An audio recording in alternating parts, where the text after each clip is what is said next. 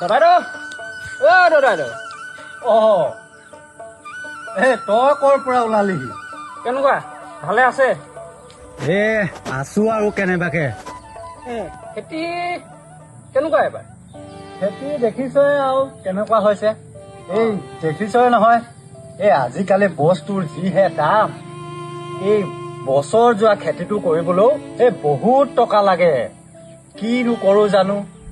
হয় পিছে আপুনিতো এটা কাম কৰিব পাৰে, বেংকলৈ গৈতো আপুনি কৃষকৰ লোন এটা লৈ ল'ব পাৰে। সেই আমাৰ দৰে দুখীয়া মানুহক কোনে লোন দিব? কিয় নিদিব? মই আছোতো। বেংকৰ মেনেজাৰৰ লগত মোৰ ভাল, গম পাইছে?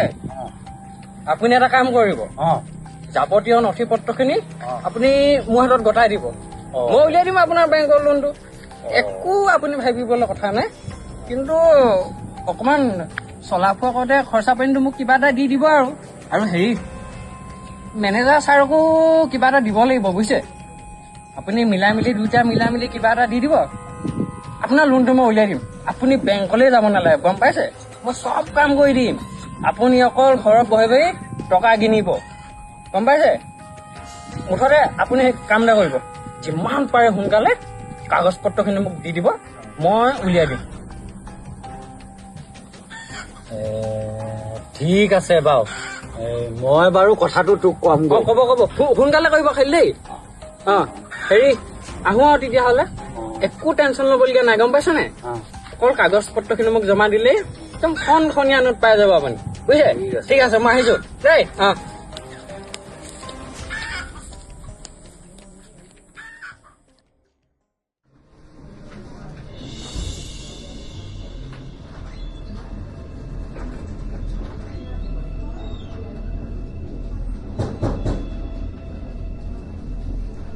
নমস্কাৰ ছাৰ।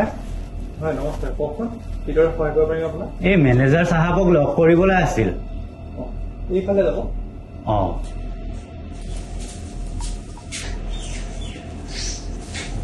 নমস্কাৰ ছাৰ। নমস্কাৰ, কওকচোন।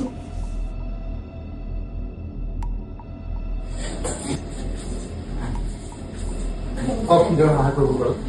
ছাৰ, মোক মানে এটা সেই কৃষি লোন প্ৰয়োজন হৈছিল। হয়, এই বহুত টকাৰ প্ৰয়োজন হৈছে খেতি কৰিছিল। এই আমাৰ গাঁৱৰ এজনক কোৱা শুনিলো, আপোনাক বোলে কিবা এটা দিলে ঋণটো সোনকালে মুকলি কৰি দিব।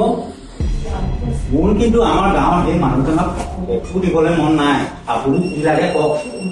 নাই খুৰা, অনুগ্ৰহে তেনে কথা নকব। উপঢৌকন লোৱা আৰু দিয়া এই দুয়োটাই হৈছে অপৰাধ। অসম গ্ৰামীণ বিকাশ বেংক সদায় স্বচ্ছতা আৰু সততাৰ ওপৰতে কাম কৰে। এই আমাৰ গাঁৱৰ সেইজনেতো তেনেকৈয়ে ক'লে। সেই তেনেকৈ সেই বহুত মানুহকো কৈছে আৰু বহুতৰ পৰা টকা লৈছে বুলি কোৱাও শুনিছো। একেবাৰে নহয়, আপুনি ইহঁতৰ কথা একেবাৰে নুশুনিব। আপুনি ভালেই কৰিলে আপুনি বেংকত আহিলে। আমি সেই মানুহজনৰ ব্যৱস্থা আমি আইনমতে ল'ম। আপোনাৰ যদি সঁচাই যদি ঋণৰ প্ৰয়োজন হৈছে, আপুনি প্ৰয়োজনীয় নথি পত্ৰসমূহ কৰক। যদি বেংকৰ নিয়মতে যদি দিলে তেন্তে আপুনি নিশ্চয় ঋণ পাব। ঠিক আছে ছাৰ, মই এতিয়া গৈ থাকোঁ। এই গাঁৱতো মই সকলোকে কৈ দিম যে এই দালালক কেতিয়াও বিশ্বাস নকৰিব।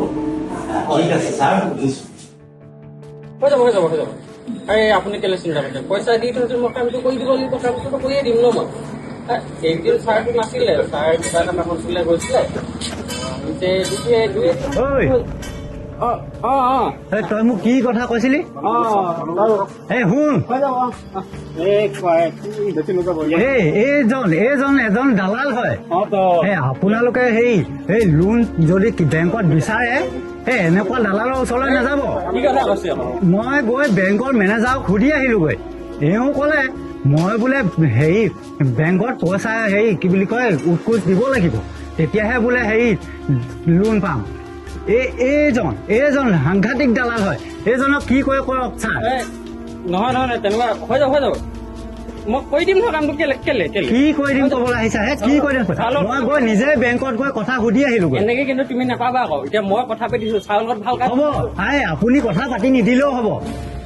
সেই আপোনালোকৰ পৰাও কেনেবাকে এইজনে পইচা চইচা খাই থৈ আছে নেকি? হয় হয় এইজনো মই আৰু এদিন মোৰ পৰা পইচা খাইছিলে কেনেকে পইচা খাইছিলা তুমি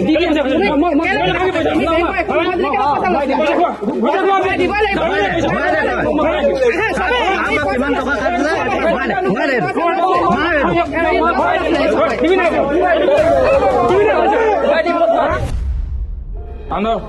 ৰাইজ মোৰ ভুল হৈ গ'ল আৰু বুজিছে মই ভুল কৰিছিলোঁ আপোনালোকৰ পইচাখিনি মই ঘূৰাই দিম দাদা নাই নাই মই ঘূৰাই দি দিম আপোনালোকৰ চবৰে পইচা মই ঘূৰাই দি দিম আৰু আজিৰ পৰা আপোনালোকে মোৰ নিচিনা দালালৰ জালত নপৰিব আৰু এটা তুমি ভালকে শুনা যাতে আজিকালি কোনো দালাল নচলে জানানে সেইকাৰণে এনেকুৱা দালালৰ পৰা সদায় আঁতৰি থাকিবা যাতে আৰু এটা তোমাৰ এনেকুৱা এটা পৰিস্থিতি নহয় আৰু ৰাইজে যাতে দেখিব নাপায় ভুল হৈ গ'ল বাইদেউ আজিকালি আমি তোমালোক চবেই আমি মাফ কৰিছো যাতে ভৱিষ্যতত তেনেকুৱা এটা ভুল নকৰা দাদা আপোনাৰ পইচা যিটো লৈছিলোঁ মই আপোনাক ঘূৰাই কেনে দি দিম দেই মোৰ আৰু এনেকুৱা ভুল নহয় মই সকলোকে ক্ষমাই বিচাৰিছোঁ আৰু দেই নকৰোঁ বাইদেউ নাই নাই মানুহে চবে কষ্ট কৰি খায় তুমি দালাল মাজতে দালাল কৰি পইচা যাতে গোটাবলৈ নাচাল পায় হ'ব বাইদেউ ভুলৰ কাৰণে আজি মাফ কৰিছে গোটেই ৰাইজে যাতে ভৱিষ্যতে আৰু তোমাক আমি দেখা পোৱা নাযাব দাদা